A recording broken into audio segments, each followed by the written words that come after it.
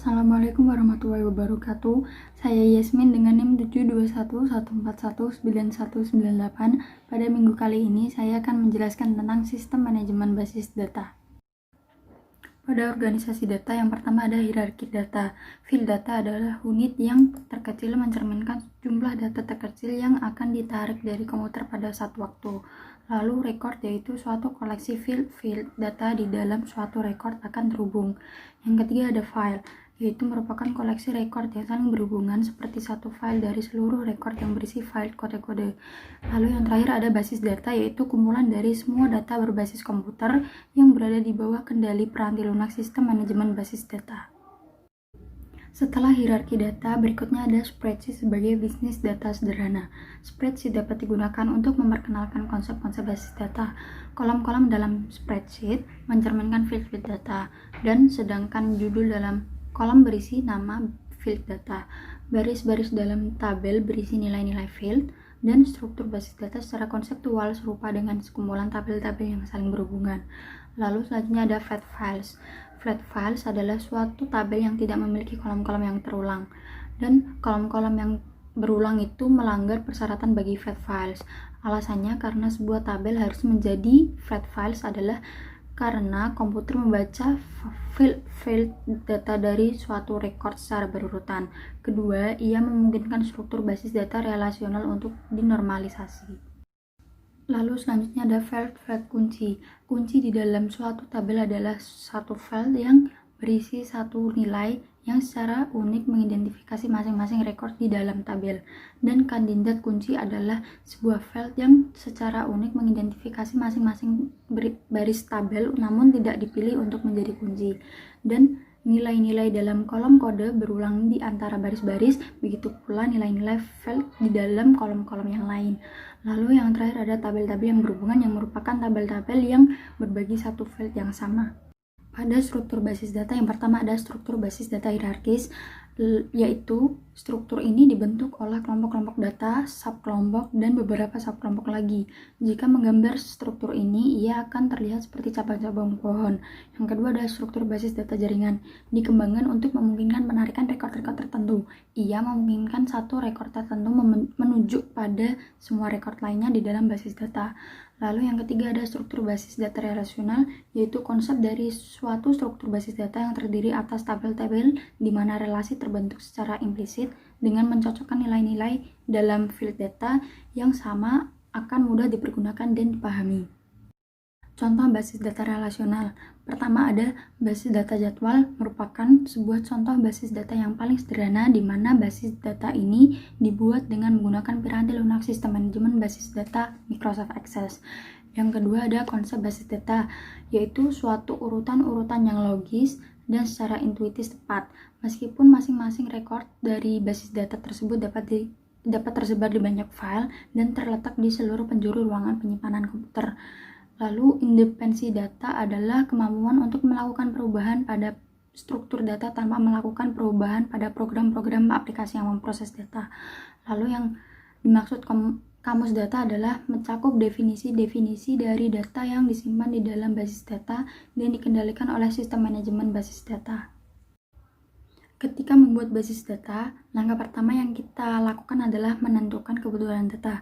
Kita dapat menggunakan dua pendekatan dasar untuk kebutuhan data. Yang pertama ada pendekatan yang berorientasi pada proses.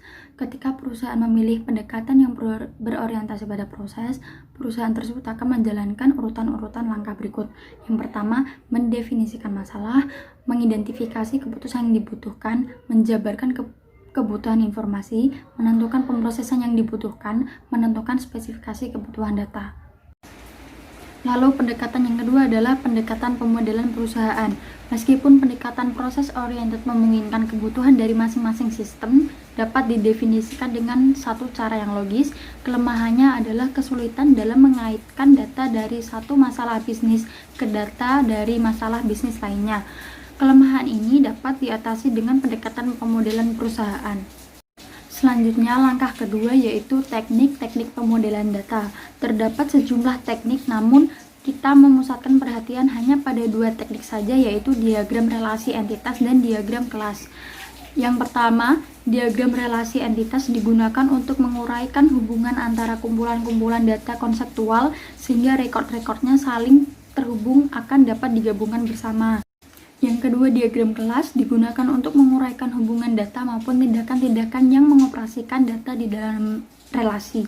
Diagram kelas terdiri atas kelas-kelas yang memiliki nama, file-file di dalam kelas, dan tindakan-tindakan yang dilakukan atas kelas. Dalam menggunakan basis data, yang pertama ada laporan dan formulir. Perbedaan terbesar antara formulir dan laporan adalah dalam formatnya. Formulir secara tipikal menampilkan satu rekod saja dalam satu waktu dan tidak memberikan ikhtisar data serta biasanya tidak melakukan agregasi data dari banyak tabel basis data. Nah, lalu ada navigasi. Pengguna dapat melakukan navigasi dari satu rekod ke rekod berikutnya dengan mempergunakan baris navigasi yang berada di bagian bawah formulir. Yang kedua ada akurasi. Formulir memberikan satu kesempatan untuk menyesuaikan nilai-nilai data pada aplikasi area bisnis tertentu. Lalu selanjutnya ada konsistensi. Jika seorang pengguna salah memasukkan nilai file, maka artinya rekod tersebut tidak akan dapat digabungkan ke tabel-tabel yang lain. Lalu penyaringan. Basis data memiliki jumlah data yang luar biasa banyak. Pengguna mungkin ingin menyaring rekod yang ingin dilihat dengan menggunakan formulir ini. Lalu yang terakhir ada subformulir. Entry-entry ke dalam subformulir secara otomatis akan dihubungkan dengan rekod formulir dan subformulir membantu menjaga keakuratan dan konsistensi yang dibutuhkan dari data. Lalu definisi laporan sendiri yaitu data teragregasi dari basis data yang diformat dengan cara yang akan membantu pengambilan keputusan.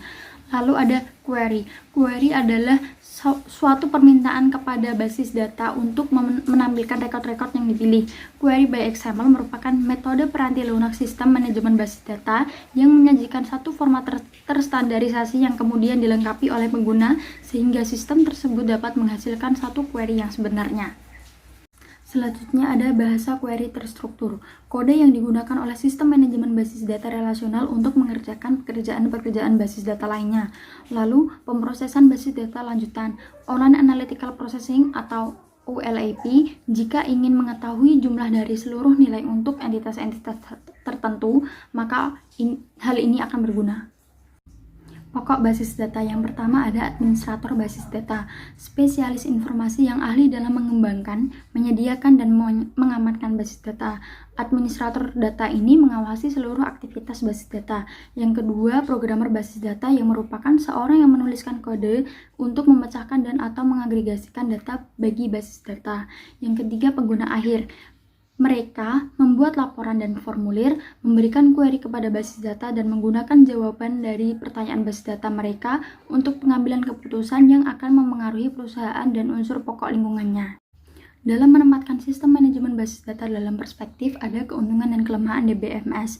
Yang pertama, keuntungannya yaitu mengurangi pengulangan data, mencapai independensi data, mengambil data dan informasi dengan cepat, dan yang terakhir, keamanan yang lebih baik.